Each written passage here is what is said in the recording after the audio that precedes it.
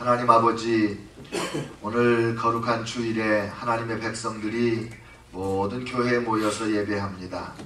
장로교회, 감리교회, 또 순복음교회, 침례교회, 우리 성결교회, 구세군교회, 모든 교회들이 하나님의 백성들이 모여서 예배하는 거룩한 날입니다. 하나님, 예배하는 곳곳에 말씀과 성령으로 임하여 주시고 하나님의 치료와 회복과 능력 주심이 넘치게 하여 주옵소서. 예배하는 백성들이 하나님의 뜻을 분별해서 이전보다 더욱 주님 사랑하고 이전보다 더욱 주님을 열심히 전하고 충성스러운 백성들 되게 하여 주옵소서.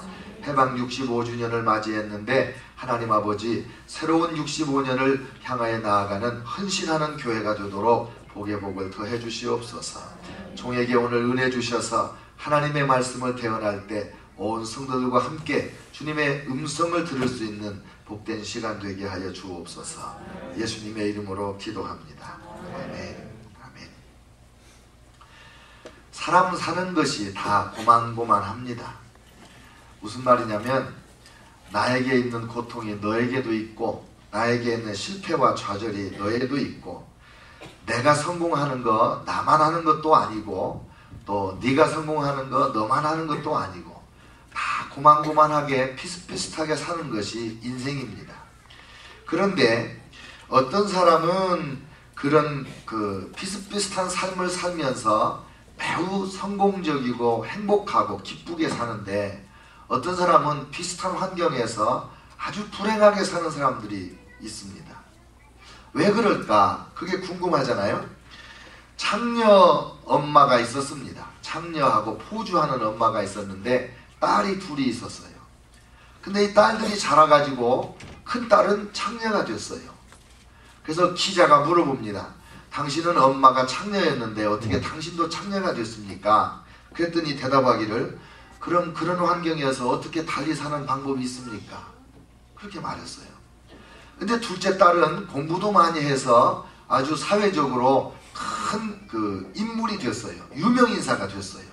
선한 영향을 끼치는 성공적인 인물이 된 거예요. 그 기자가 물어본 거예요. 당신의 엄마는 창녀요 포주였는데 당신은 어떻게 이렇게 되었습니까? 그랬더니, 그럼 그런 환경에서 이렇게 한 삶은 어떻게 삽니까? 그렇게 말했어요. 똑같은 대답을 한 거예요. 언니나 동생이나. 두 사람이 감옥살이를 했어요. 비슷한 죄를 지었는지 한 감방에서 수년을 같이 살았습니다. 이 사람들이 하는 일이라고 하는 것은 이렇게 창문이 조그만한 게 하나 있는데 이 창문을 매달려 가지고 창밖을 내다보는 거예요. 그저 해만 뜨면 매달려 가지고 창밖을 내다보다가 해가 지는 것을 수년을 했습니다. 근데 둘 다 석방이 될 때 한 죄수는 정신병원으로 실려갔습니다. 근데 또 다른 죄수는 그동안에 써놓았던 시를 이만큼 가지고 시집을 내려고 출판사로 갔습니다.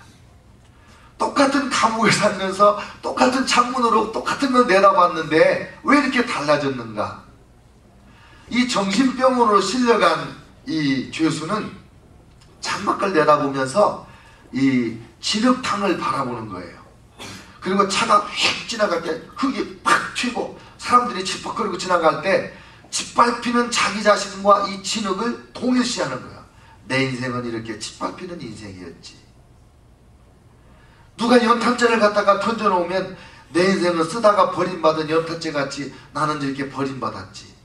그러면서 계속 자기를 비관하는 생각을 하면서 수년을 감옥생활을 했으니 정신병에 안 걸리는 것도 이상하지 않겠어요.